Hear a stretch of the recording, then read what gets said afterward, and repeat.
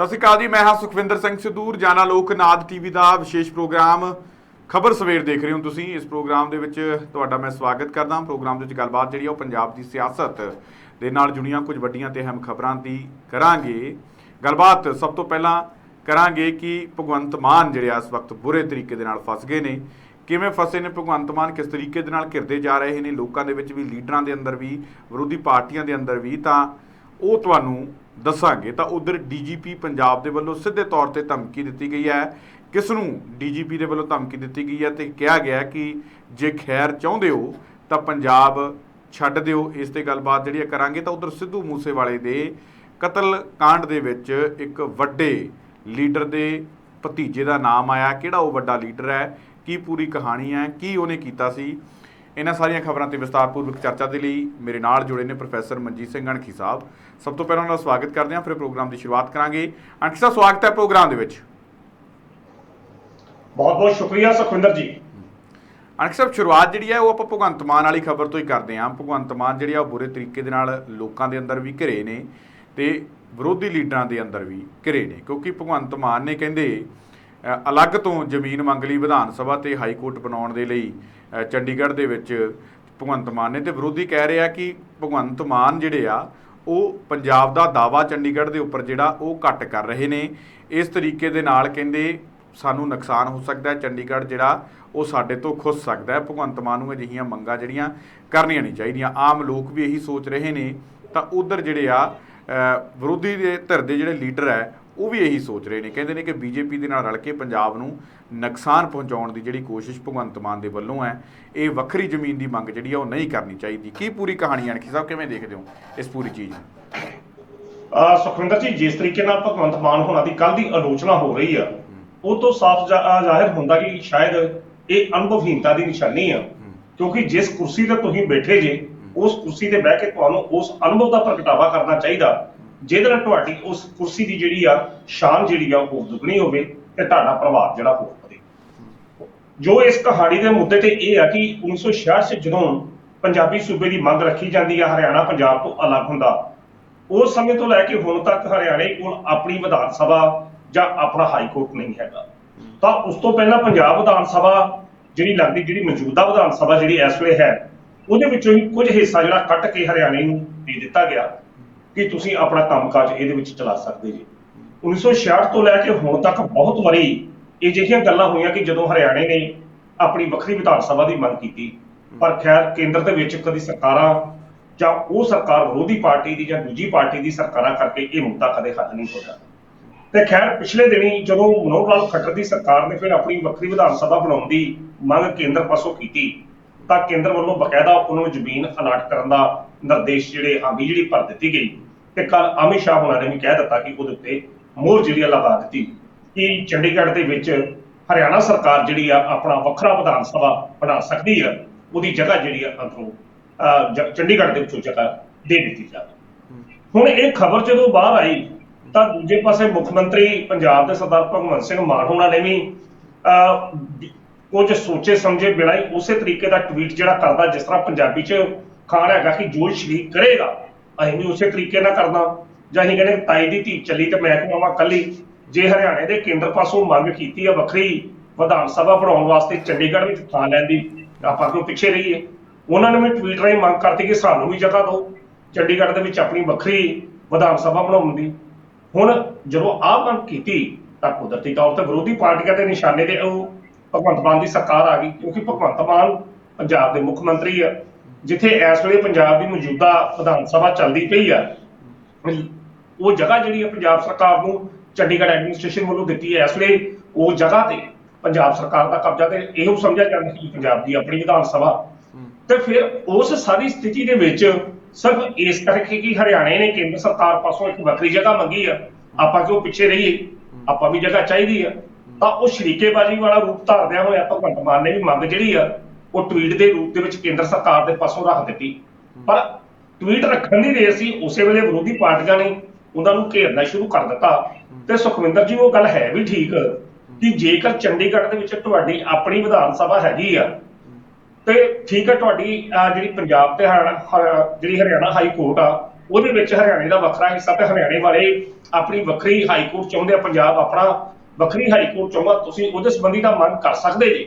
ਪਰ ਜੇਕਰ ਤੁਸੀਂ ਵਿਧਾਨ ਸਭਾ ਵਾਸਤੇ ਵੱਖਰੀ ਜਗ੍ਹਾ ਚੰਡੀਗੜ੍ਹ ਦੇ ਵਿੱਚ ਮੰਗ ਕਰ ਰਹੇ ਜੀ, ਤਾਂ ਇਸ ਦਾ ਸਾਫ਼ ਅਰਥ ਇਹ ਆ ਕਿ ਤੁਸੀਂ ਚੰਡੀਗੜ੍ਹ ਤੋਂ ਆਪਣਾ ਹੱਕ ਜਿਹੜਾ ਖੁਦ ਬਖੁਦ ਹੀ ਛੱਡ ਰਹੇ ਜੀ। ਉਹੀ ਜਿਹੜੀਆਂ ਸਰ ਵਿਰੋਧੀ ਪਾਰਟੀਆਂ ਵੀ ਇਹੀ ਗੱਲ ਕਹਿ ਰਹੀਆਂ ਨੇ ਕਿ ਆਪਾਂ ਜਿਹੜੀ ਉਹ ਬਿਲਡਿੰਗ ਹੈ, ਵਿਰੋਧੀ ਪਾਰਟੀਆਂ ਇਹ ਕਹਿ ਰਹੀਆਂ ਕਿ ਜਿਹੜੀ ਵਿਧਾਨ ਸਭਾ ਦੀ ਬਿਲਡਿੰਗ ਹੈ, ਜਿਹੜੀ ਹਾਈ ਕੋਰਟ ਦੀ ਬਿਲਡਿੰਗ ਹੈ, ਉਹਦੇ ਤੇ ਤਾਂ ਹੱਕ ਹੀ ਪੰਜਾਬ ਦਾ ਹੈ ਔਰ ਸਾਨੂੰ ਉਹ ਵੱਖਰੀਆਂ ਬਣਾਉਣ ਦੀ ਜਿਹੜੀ ਉਹ ਲੋੜ ਕੀ ਪਈ ਹੈ। ਔਰ ਜਿਹੜੀ ਹਰਿਆਣੇ ਨੂੰ ਜ਼ਮੀਨ ਅਲਾਟ ਕਰਨੀ ਹੈ ਜਾਂ ਹਰਿਆਣੇ ਨੇ ਜਿਹੜੀ ਨਵੀਆਂ ਬਿਲਡਿੰਗਾਂ ਬਣਾਉਣੀਆਂ ਉਹਨਾਂ ਨੂੰ ਜਾ ਕੇ ਚੰਡੀਗੜ੍ਹ ਤੋਂ ਬਾਹਰ ਬਣਾਉਣੀਆਂ ਚਾਹੀਦੀਆਂ ਨੇ, ਜਦ ਕਿ ਸਾਨੂੰ ਉਹ ਜਿਹੜੀਆਂ ਬਿਲਡਿੰਗਾਂ ਬਣੀਆਂ ਹੋਈਆਂ ਨੇ ਉਹਨਾਂ ਦੇ ਉੱਪਰ ਸਾਡਾ ਹੀ ਹੱਕ ਹੈ। ਜੇ ਤੁਸੀਂ ਉਹਨੂੰ ਠੀਕ ਕਰਨਾ ਹੈ ਤਾਂ ਉਹਨੂੰ ਤੁਸੀਂ ਠੀਕ ਕਰੋ, ਤੇ ਜੇ ਤੁਸੀਂ ਨਵੀਆਂ ਬਣਾਉਣੀਆਂ ਤਾਂ ਉੱਥੇ ਬਣਾਇਆ ਜਾ ਸਕਦਾ ਨਹੀਂ। ਜ਼ਮੀਨ ਵੱਖਰੇ ਤੌਰ ਤੇ ਲੈਣ ਦੀ ਕਰੂੜ ਹੈ, ਉਹ ਥਾਂ ਹੀ ਜਦੋਂ ਸਾਡੀ ਹੈਗੀ ਹੈ ਤਾਂ ਹਰਿਆਣਾ ਜਿਹੜੀ ਨਵੀਂ ਬਣਾਉਣਾ ਚਾਹੁੰਦਾ ਉਹ ਹਰਿਆਣਾ ਚੰਡੀਗੜ੍ਹ ਤੋਂ ਬਾਹਰ ਜਾ ਕੇ ਬਣਾਵੇ। ਇਹ ਵਿਰੋਧੀ ਪਾਰਟੀਆਂ ਇਹ ਵੀ ਗੱਲ ਕਹਿ ਰਹੀਆਂ ਨੇ। ਬਿਲਕੁਲ, ਇਹ ਮੈਂ ਤੁਹਾਨੂੰ ਉਹ ਗੱਲ ਕੀਤੀ ਕਿ ਸਟਾਰਟ ਤੇ ਜਦੋਂ ਤੁਸੀਂ ਮੈਨੂੰ ਪ੍ਰਸ਼ਨ ਪੁੱਛਿਆ ਕਿ ਸ਼ਾਇਦ ਇਹ ਅਨੁਭਵਹੀਨਤਾ ਦੀ ਨਿਸ਼ਾਨੀ ਹੈ ਕਿ ਭਗਵੰਤ ਮਾਨ ਇਸ ਮੁੱਦੇ ਨੂੰ ਠੀਕ ਤਰੀਕੇ ਨਾਲ ਸਮਝ ਨਹੀਂ ਸਕੇ।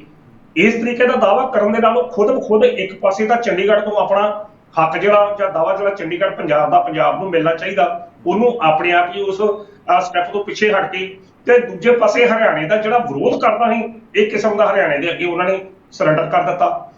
ਤੀਸਰੀ ਗੱਲ ਜਿਹੜੀ ਆ ਕਿ ਭਾਜਪਾ ਜਿਹੜੀ ਇਸ ਵੇਲੇ ਬੜੀ ਸੋਚੀ ਸਮਝੀ ਰਣਨੀਤੀ ਦੇ ਤਹਿਤ ਚੰਡੀਗੜ੍ਹ ਦੇ ਵਿੱਚੋਂ ਜਿਹੜੀਆਂ ਖਾਸ ਜਿਸ ਤਰੀਕੇ ਨਾਲ ਪੰਜਾਬ ਯੂਨੀਵਰਸਿਟੀ ਹੈਗੀ ਆ ਉਹਦੇ ਉੱਤੇ ਵੀ ਕਬਜ਼ਾ ਕਰਨ ਦੇ ਮੂਡ 'ਚ ਹੈਗੀ ਆ।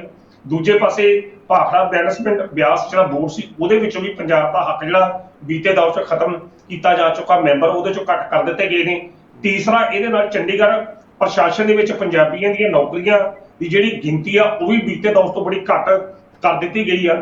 ਬੜੀਆਂ ਇਹੋ ਜਿਹੀ ਪਲੈਨਿੰਗ ਜਾਂ ਅਸੀਂ ਕਹਿ ਸਕਦੇ ਕਿ ਸਾਜ਼ਿਸ਼ਾਂ ਜਿਹੜੀਆਂ ਨੇ ਕੇਂਦਰ ਦੀ ਸਰਕਾਰ ਵੱਲੋਂ ਜਾਂ ਸਮੇਂ-ਸਮੇਂ ਦੀਆਂ ਸਰਕਾਰਾਂ ਵੱਲੋਂ ਚੰਡੀਗੜ੍ਹ ਨੂੰ ਹੜੱਪਣ ਵਾਸਤੇ ਹੋ ਰਹੀਆਂ ਨੇ।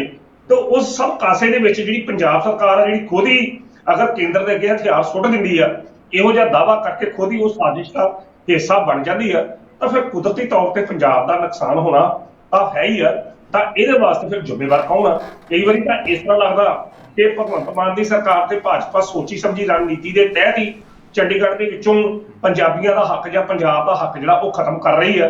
ਤੇ ਜਿਸ ਤਰੀਕੇ ਨਾਲ ਹੁਣ ਤੁਸੀਂ ਇਸ ਸਥਿਤੀ ਨੂੰ ਬਿਆਨ ਕੀਤਾ ਕਿ ਜੇਕਰ ਹਰਿਆਣੇ ਨੇ ਵਾਕਿਆ ਹੀ ਵਿਰੋਧ, ਤਾਂ ਇਸ ਗੱਲ ਦਾ ਹੋਣਾ ਚਾਹੀਦਾ ਠੀਕ ਆ, ਹਰਿਆਣਾ ਜਿੱਥੇ ਮਰਜ਼ੀ ਆਪਣੀ ਵਿਧਾਨ ਸਭਾ ਬਣਾਵੇ, ਕੇਂਦਰ ਨੂੰ ਹੱਕ ਆ, ਹਰਿਆਣਾ ਸਰਕਾਰ ਨੂੰ ਵੀ ਹੱਕ ਆ, ਉਹ ਪੰਚਕੂਲੇ ਬਣਾ ਦੇ, ਚੰਡੀਗੜ੍ਹ ਤੋਂ ਬਾਹਰ ਜਾ ਕੇ ਬਣਾਵੇ। ਤੇ ਜੇਕਰ ਚੰਡੀਗੜ੍ਹ ਦੇ ਵਿੱਚ ਹੀ ਉਹਨੂੰ ਜ਼ਮੀਨ ਦਿੱਤੀ ਜਾਂਦੀ ਤਾਂ ਕੁਦਰਤੀ ਤੌਰ ਤੇ ਉਸਦਾ ਹੱਕ, ਹਰਿਆਣਾ ਦਾ ਜਿਹੜਾ ਹੱਕ ਆ ਉਹ ਚੰਡੀਗੜ੍ਹ ਤੇ ਬਣ ਜਾਊਗਾ। ਤੇ 1966 ਤੋਂ ਲੈ ਕੇ ਹੁਣ ਤੱਕ ਕਿੰਨੇ ਮੋਰਚੇ ਲੱਗੇ ਨੇ, ਕਿੰਨੇ ਸਮਝੌਤੇ ਹੋਏ ਨੇ ਅਕਾਲੀ ਸਰਕਾਰ ਗੱਲ ਉਹੀ ਹੈ ਨਾ ਅਣਖ ਸਾਹਿਬ, ਗੱਲ ਇਹ ਹੈਗੀ ਆ ਕਿ ਜੇ ਹਰਿਆਣੇ ਨੂੰ ਉਹਨਾਂ ਨੇ ਵੱਖਰੀ ਜ਼ਮੀਨ ਅਲਾਟ ਕਰ ਦਿੱਤੀ ਆ, ਉਹ ਠੀਕ ਹੈ, ਹਰਿਆਣੇ ਨੂੰ ਵੱਖਰੀ ਜ਼ਮੀਨ ਅਲਾਟ ਕਰਤੀ ਉਹ ਦੇ ਦੇਣਗੇ।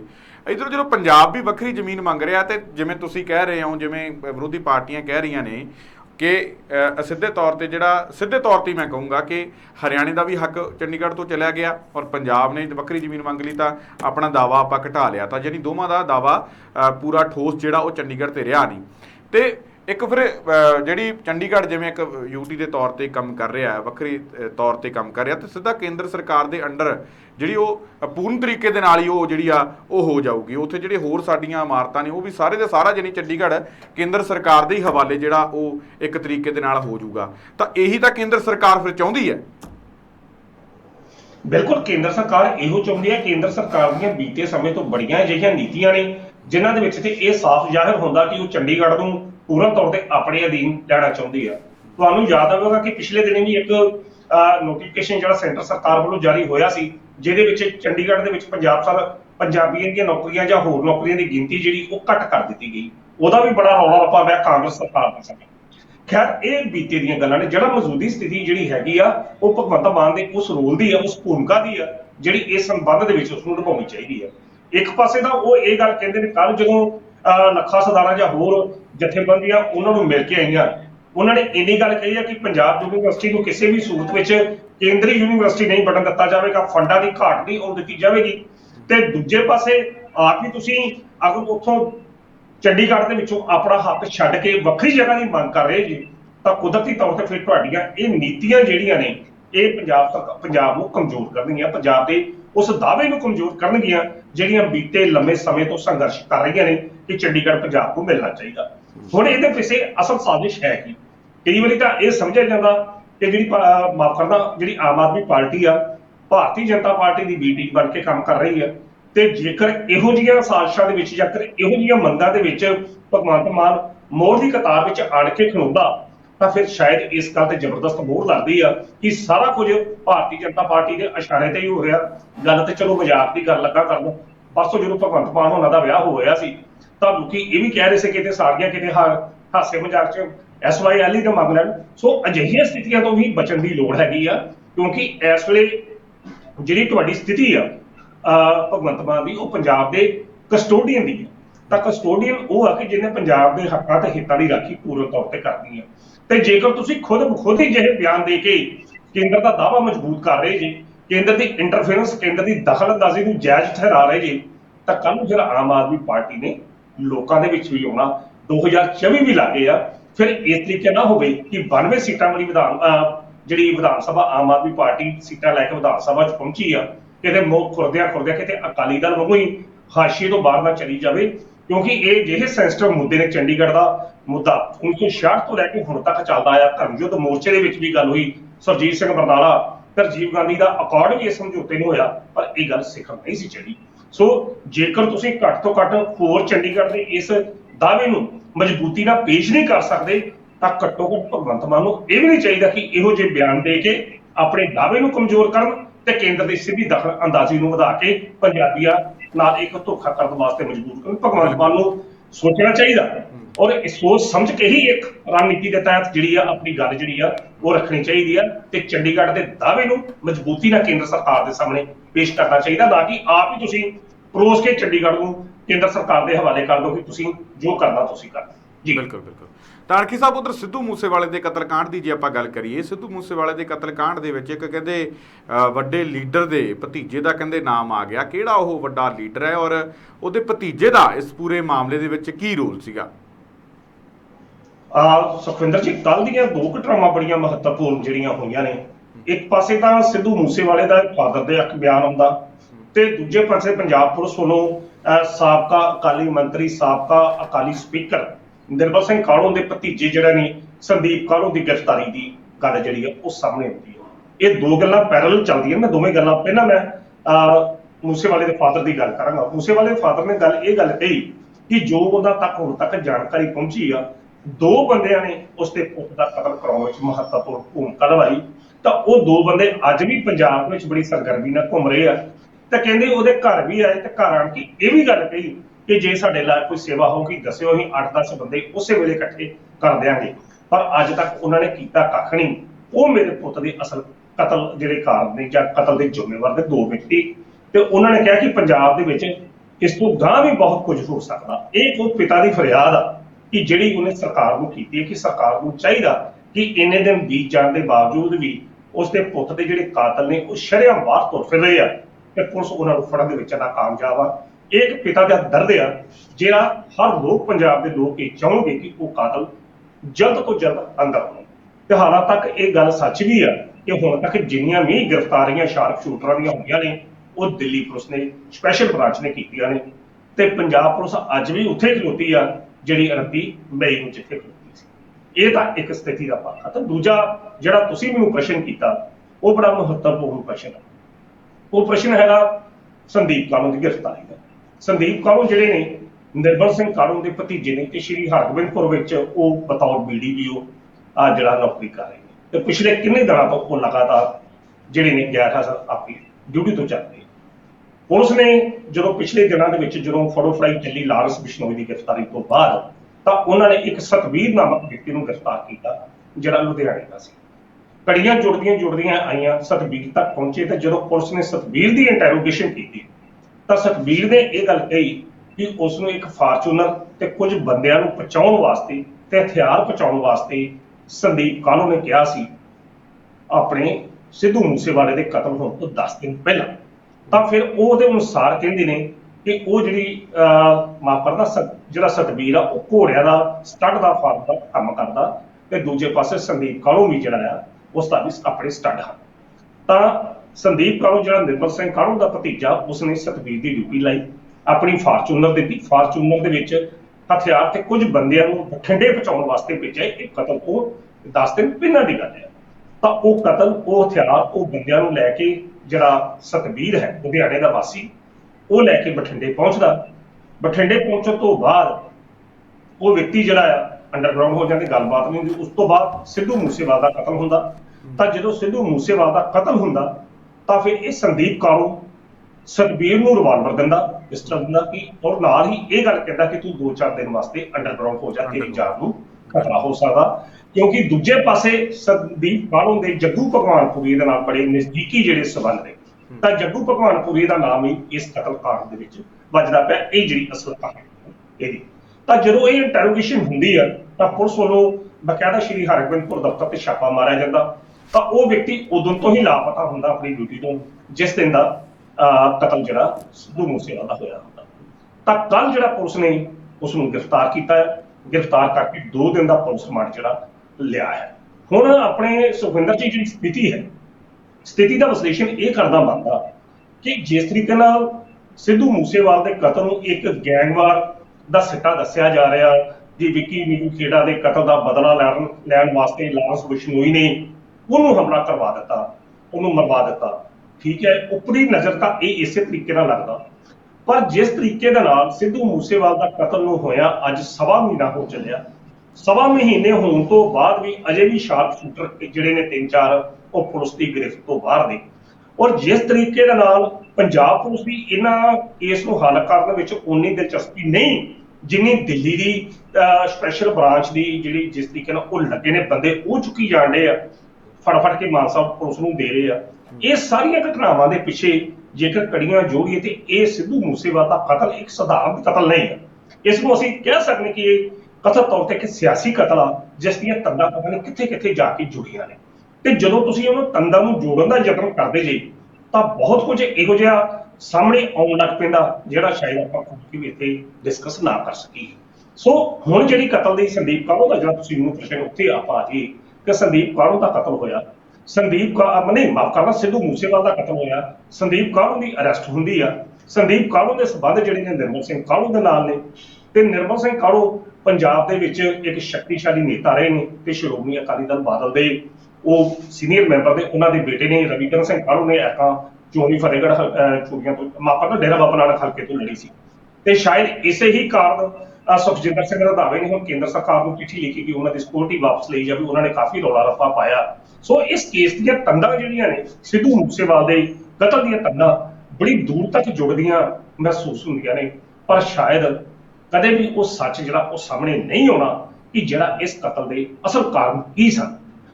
ਬਾਕੀ ਸਿੱਧੂ ਮੂਸੇਵਾਲਾ ਚਲਾ ਗਿਆ, ਅਜੇ ਤੱਕ ਉਸਦੇ ਕਾਤਲ ਨਹੀਂ ਫੜੇ ਗਏ। ਪੰਜਾਬ ਪੁਲਿਸ ਨੂੰ ਦਿੱਲੀ ਪੁਲਿਸ ਜ਼ਰੂਰ ਫੜਦੀ ਪਈ ਆ। ਹੁਣ ਸੰਦੀਪ ਕਾਲੂ ਦੀ ਗ੍ਰਿਫਤਾਰੀ ਹੋਈ ਆ, ਹੁਣ ਦੇਖਦੇ ਆ ਕਿ ਸੰਦੀਪ ਕਾਲੂ ਹੋਰ ਕਿਹੜੇ ਤੱਥ ਜਿਹੜੇ ਉਹ ਸਾਹਮਣੇ ਆਉਂਦੇ ਆ।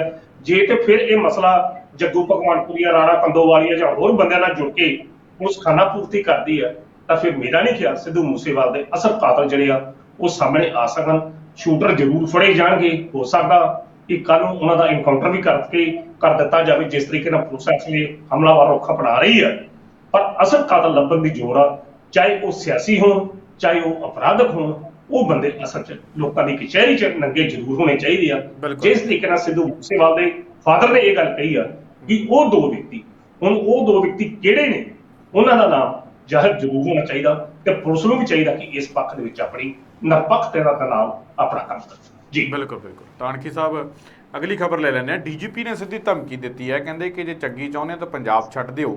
ਕਿਹਨੂੰ ਇਹ ਧਮਕੀ ਦਿੱਤੀ ਹੈ, ਕਾਰਨ ਕੀ ਹੈ ਡੀਜੀਪੀ ਦੀ ਇਸ ਧਮਕੀ ਦੇ ਪਿੱਛੇ? ਸੁਖਵਿੰਦਰ ਜੀ, ਜਿਸ ਦਿਨ ਦੀ ਆਮ ਆਦਮੀ ਪਾਰਟੀ ਸਰਕਾਰ ਹੋਂਦ ਵਿੱਚ ਆਈ ਆ ਉਦੋਂ ਤੋਂ ਲੈ ਕੇ ਤੇ ਭਾਵਰਾ ਸਾਹਿਬ ਦੇ ਨੋਟਿਸ ਤੱਕ ਵੇਖਿਆ ਜਾਏ, ਪੰਜਾਬ ਦੇ ਅੰਦਰ ਜਿਹੜੇ ਗੈਰ ਸਮਾਜੀ ਅੰਸਰ ਨੇ ਉਹਨਾਂ ਵੱਲੋਂ ਬੜੀਆਂ ਅਜਿਹੀਆਂ ਵਾਰਦਾਤਾਂ ਕੀਤੀਆਂ ਗਈਆਂ ਜਿਨ੍ਹਾਂ ਨਾਲ ਆਮ ਆਦਮੀ ਪਾਰਟੀ ਬੈਕਫੁੱਟ ਤੇ ਗਈ ਆ। ਚਾਹੇ ਅਮਨ ਕਾਨੂੰਨ ਦੀ ਸਥਿਤੀ ਹੋਵੇ, ਚਾਹੇ ਪਟਿਆਲਾ ਵਿਖੇ 2 ਫਿਰਕਿਆਂ ਵਿਚਕਾਰ ਦੀ ਲੜਾਈ ਹੋਵੇ, ਜਾਂ ਮੋਹਾਲੀ ਵਿਖੇ ਜਿਹੜਾ ਸੈਂਟਰ ਆ ਇੰਟੈਲੀਜੈਂਸ ਦਾ ਸੈਂਟਰ ਉਹਦੇ ਉੱਤੇ ਹਮਲਾ ਹੋਵੇ, ਜਾਂ ਸਭ ਤੋਂ ਵੱਧ ਸਿੱਧੂ ਮੂਸੇਵਾਲਾ ਦਾ ਕਤਲ ਹੋਵੇ। ਇਹਨਾਂ 2.5-3 ਮਹੀਨਿਆਂ ਦੇ ਵਿੱਚ ਪੰਜਾਬ ਪੁਲਿਸ ਦੀ ਬੜੀ ਕਿਰਕਰੀ ਹੋਈ ਆ। ਕਿਸੇ ਵੀ ਪੱਖ ਤੋਂ ਪੰਜਾਬ ਪੁਲਿਸ ਲੋਕਾਂ ਦੇ ਵਿੱਚ ਉਹ ਆਪਣਾ ਵਿਸ਼ਵਾਸ ਬਹਾਲ ਨਹੀਂ ਕਰ ਸਕੀ ਜਿਹੜਾ ਕਦੇ ਪੰਜਾਬ ਪੁਲਿਸ ਦਾ ਹੁੰਦਾ ਸੀ। ਤੇ ਸ਼ਾਇਦ ਇਸ ਦਾ ਕਾਰਨ ਪੰਜਾਬ ਪੁਲਿਸ ਦੀ ਸਿਖਰ ਦਾ ਜਿਹੜਾ ਮੁਖੀ ਹੋ ਸਕਦਾ, ਉਸਦੀ ਕਮਜ਼ੋਰੀ ਜਾਂ ਕਿਸੇ ਦੀ ਵੀਕਨੈਸ ਹੋ ਸਕਦੀ ਹੈ। ਤਾਂ ਗੌਰਵ ਯਾਦਵ ਹੁਣੀ ਜਿਹੜੇ ਪ੍ਰਿੰਸੀਪਲ ਸੈਕਟਰੀ ਨਿਯੁਕਤ ਕੀਤਾ ਗਿਆ ਸੀ ਭਗਵੰਤ ਮਾਨ ਨੇ ਆਪਣੇ ਨਾਲ, ਉਹਨਾਂ ਨੂੰ ਹੁਣ ਕਾਰਜਕਾਰੀ ਡੀਜੀਪੀ ਲਗਾਇਆ ਗਿਆ। ਤੇ ਜਿਸ ਦਿਨ ਕਾਰਜਕਾਰੀ ਡੀਜੀਪੀ ਲਾਇਆ ਗਿਆ ਉਸੇ ਦਿਨ ਉਹਨਾਂ ਨੇ ਵੀਡੀਓ ਇੱਕ ਆਪਣਾ ਜਾਰੀ ਕੀਤਾ ਸੀ। ਤਾਂ ਉਹਨਾਂ ਨੇ ਇੰਨੀ ਗੱਲ ਕਲੀਅਰ ਕੱਟ ਕਹੀ ਕਿ ਪੰਜਾਬ ਪੁਲਿਸ ਨਸ਼ਾ ਤਸਕਰਾਂ ਤੇ ਜਿਹੜੇ ਗੈਂਗਸਟਰ ਨੇ ਉਹਨਾਂ ਦਾ ਸਖਤੀ ਨਾਲ ਨਿਪਟੇਗੀ, ਤੇ ਜੇ ਤਾਂ ਉਹ ਸ਼ਾਂਤੀ ਨਾਲ ਰਹਿਣਾ ਚਾਹੁੰਦੇ ਆ ਰਹਿ ਪੈਣ, ਨਹੀਂ ਤਾਂ ਉਹ ਪੰਜਾਬ ਛੱਡ ਕੇ ਇੱਥੋਂ ਨਿਕਲ ਜਾਣ। ਤੇ ਦੂਜੇ ਪਾਸੇ ਭਗਵੰਤ ਮਾਨ ਹੋਣਾ ਨੇ ਇਹਨਾਂ ਗੈਂਗਸਟਰਾਂ ਨੂੰ ਭਟਕੇ ਹੋਏ ਨੌਜਵਾਨ ਦੱਸਿਆ ਸੀ। ਇਹ ਇੱਕ ਬੜੀ ਹੈਰਾਨਗੀ ਦੀ ਗੱਲ ਆ ਕਿ ਇੱਕ ਪਾਸੇ ਦਾ ਡੀਜੀਪੀ ਸਾਹਿਬ ਇਹ ਨਿਰਦੇਸ਼ ਦੇ ਰਹੇ ਆ, ਹੁਕਮ ਦੇ ਰਹੇ ਕਿ ਭੱਜ ਜਾਣ, ਤੇ ਦੂਜੇ ਪਾਸੇ ਗੈਂਗਸਟਰਾਂ ਨੂੰ ਭਟਕੇ ਹੋਏ ਨੌਜਵਾਨ ਭਗਵੰਤ ਮਾਨ ਨੇ ਦੱਸਿਆ ਸੀ। ਸ਼ਾਇਦ ਇਹ ਆਪਸੀ ਉਹਨਾਂ ਦੀ ਕੋਈ ਰਣਨੀਤੀ ਹੋ ਸਕਦੀ ਹੈ। ਉਸ ਵੇਲੇ ਰਣਨੀਤੀ, ਜਿਸ ਤਰੀਕੇ ਦੀ ਰਣਨੀਤੀ ਕਿ ਇਸ ਸਮੇਂ KPS ਗਿੱਲ ਤੇ ਬੇਅੰਤ ਸਿੰਘ ਦੀ ਹੁੰਦੀ ਸੀ, ਕਿਉਂਕਿ ਜਿਹੜਾ ਮੁੱਖ ਮੰਤਰੀ ਦਾ ਚਿਹਰਾ ਹੁੰਦਾ ਉਹ ਕੁਝ ਹੋਰ ਤਰ੍ਹਾਂ ਦਾ ਹੁੰਦਾ, ਅਸਲ ਕਾਰਵਾਈ ਜਿਹੜੀ ਡੀਜੀਪੀ ਨੇ ਕਰਦੀ, ਪੁਲਿਸ ਨੇ ਕਰਦੀ ਹੁੰਦੀ। ਤਾਂ ਖੈਰ ਕੱਲ ਪੰਜਾਬ ਦੇ 10 ਜ਼ਿਲ੍ਹਿਆਂ ਦੇ ਵਿੱਚ ਇੱਕੋ ਵਾਰੀ ਪੁਲਿਸ ਵੱਲੋਂ ਸਰਚ ਅਭਿਆਨ ਜਿਹੜਾ ਚਲਾਇਆ ਗਿਆ ਜ਼ਬਰਦਸਤ ਤਰੀਕੇ ਨਾਲ। ਸਾਰੇ ਪੰਜਾਬ ਦੇ ਵਿੱਚ ਇੱਕੋ ਵਾਰੀ ਤਲਾਸ਼ੀਆਂ ਲਈਆਂ ਗਈਆਂ। ਮੋਹਾਲੀ ਚੋਂ, ਖਰੜ ਦੇ ਵਿੱਚੋਂ ਕੁਝ ਨੌਜਵਾਨ ਵੀ ਚੁੱਕੇ ਗਏ, ਵੱਖ-ਵੱਖ ਜ਼ਿਲ੍ਹਿਆਂ ਵਿੱਚੋਂ ਵੀ ਚੁੱਕੇ ਗਏ। ਕਹਿਣ ਦਾ ਭਾਵ ਕਿ ਇਸ ਵੇਲੇ ਜਿਹੜੀ ਪੰਜਾਬ ਪੁਲਿਸ ਆ ਪੂਰਨ ਤੌਰ ਤੇ ਗੈਂਗਸਟਰ ਔਰ ਨਸ਼ਾ ਦੇ ਜਿਹੜੇ ਤਸਕਰ ਨੇ ਉਹਨਾਂ ਦੇ ਨਾਲ ਸਿੱਧੇ ਤੌਰ ਤੇ ਮੱਥਾ ਲਾਉਣ ਲਈ ਤਿਆਰ ਲੱਗ ਰਹੀ ਆ। ਤੇ ਆਉਂਦਿਆਂ ਦਿਨਾਂ 'ਚ ਇਹ ਸਮਝਿਆ ਜਾ ਸਕਦਾ ਕਿ ਪੰਜਾਬ ਪੁਲਿਸ ਵੱਲੋਂ ਕੁਝ ਵੱਡੇ ਪੱਧਰ ਤੇ ਕੁਝ ਐਕਸ਼ਨ ਲੈ ਕੇ ਪੰਜਾਬ ਪੁਲਿਸ ਦੀ ਉਹ ਡਿੱਗਦੀ ਹੋਈ ਸਾਖ ਨੂੰ ਬਹਾਲ ਕਰਨ ਦਾ ਇੱਕ ਯਤਨ ਕੀਤਾ ਜਾ ਸਕਦਾ, ਤਾਂ ਜੋ ਲੋਕ ਭਗਵੰਤ ਮਾਨ ਦੀ ਸਰਕਾਰ ਜਿਹੜੀ ਬੈਕਫੁੱਟ ਤੇ ਜਾ ਰਹੀ ਆ ਉਹਦੇ ਸੰਬੰਧੀ ਤੇ ਪੰਜਾਬ ਪੁਲਿਸ ਦੇ ਸੰਬੰਧੀ ਆਪਣੇ ਉਸ ਭਰੋਸੇਯੋਗਤਾ ਨੂੰ ਦੁਬਾਰਾ ਫਿਰ ਤੋਂ ਕਾਇਮ ਕਰ ਸਕਣ ਜਿਹੜੀ ਕਦੇ ਪਹਿਲਾਂ ਹੁੰਦੀ ਸੀ। ਸ਼ਾਇਦ ਇਸੇ ਹੀ ਕਾਰਨ ਵੱਡੇ ਪੱਧਰ ਤੇ ਕੱਲ ਡੀਜੀਪੀ ਸਾਹਿਬ ਵੱਲੋਂ ਸਾਰੇ ਪੰਜਾਬ ਦਾ ਜਿਹੜਾ ਸਰਚ ਅਭਿਆਨ 10 ਜ਼ਿਲ੍ਹਿਆਂ ਤੱਕ ਕਰਵਾਇਆ ਗਿਆ, ਤੇ ਇਹੋ ਜਿਹਾ ਅਗਲੇ ਦਿਨਾਂ ਦੇ ਵਿੱਚ ਵੀ ਉਹਨਾਂ ਨੇ ਕਿਹਾ ਜਾਰੀ ਰਹੇਗਾ। ਦੇਖਣਾ ਹੁਣ ਇਹ ਹੋਵੇਗਾ ਕਿ ਇਸ ਤਲਾਸ਼ੀ ਦੀ ਮੁਹਿੰਮ ਦੇ ਨਾਲ ਕੀ ਵਾਕਿਆ ਗੈਂਗਸਟਰਾਂ ਨੂੰ ਜਾਂ ਨਸ਼ਾ ਤਸਕਰਾਂ ਨੂੰ ਨੱਥ ਪੈਂਦੀ ਆ, ਤੇ ਜਾਂ ਫਿਰ ਇਹ ਵੀ ਇੱਕ ਡਰਾਮਾ ਹੋ ਕੇ ਖਤਮ ਹੋ ਜਾਂਦਾ। ਲੋਕ ਇਹ ਚਾਹੁੰਦੇ ਨੇ ਕੁਝ ਵੀ ਹੋਵੇ, ਪੰਜਾਬ ਦੇ ਵਿੱਚ ਅਮਨ ਅਮਾਨ ਦੀ ਸਥਿਤੀ ਕਾਇਮ ਰਵੇ ਤੇ ਨਸ਼ੇ ਦਾ ਕੰਮ ਜਿਹੜਾ ਆ ਉਹ ਬੰਦ ਹੋਵੇ। ਇਹ ਹੁਣ ਸਰਕਾਰ ਦੀ ਜ਼ਿੰਮੇਵਾਰੀ ਆ ਕਿ ਉਹ ਆਪਣੀ ਜ਼ਿੰਮੇਵਾਰੀ ਕਿਸ ਤਰੀਕੇ ਨਾਲ ਨਿਭਾਉਣਗੇ। ਬਿਲਕੁਲ ਬਿਲਕੁਲ। ਤਾਨਕੀ ਸਾਹਿਬ, ਤੁਸੀਂ ਸਾਡੇ ਨਾਲ ਪ੍ਰੋਗਰਾਮ ਦੇ ਵਿੱਚ ਜੁੜੇ, ਤੁਹਾਡਾ ਬਹੁਤ ਬਹੁਤ ਧੰਨਵਾਦ ਜੀ। ਬਹੁਤ ਬਹੁਤ ਸ਼ੁਕਰੀਆ ਸੁਖਵਿੰਦਰ ਜੀ। ਤਾਈ ਸਨ ਪ੍ਰੋਫੈਸਰ ਮਨਜੀਤ ਸਿੰਘ ਅਣਖੀ ਸਾਹਿਬ, ਜਿਨ੍ਹਾਂ ਦੇ ਵੱਲੋਂ ਇਹਨਾਂ ਅਹਿਮ ਖਬਰਾਂ ਦੇ ਉੱਪਰ ਸਾਡੇ ਨਾਲ ਗੱਲਬਾਤ ਕੀਤੀ ਗਈ ਹੈ। ਉਮੀਦ ਕਰਦੇ ਹਾਂ ਕਿ ਅਣਖੀ ਸਾਹਿਬ ਨਾਲ ਕੀਤੀ ਗੱਲਬਾਤ ਤੁਹਾਨੂੰ ਜ਼ਰੂਰ ਪਸੰਦ ਆਈ ਹੋ। ਦੁਬਾਰਾ ਫਿਰ ਮਿਲਾਂਗੇ ਇਸ ਪ੍ਰੋਗਰਾਮ ਦੇ ਵਿੱਚ, ਤਦ ਤੱਕ ਲਈ ਦਿਓ ਇਜਾਜ਼ਤ। ਧੰਨਵਾਦ।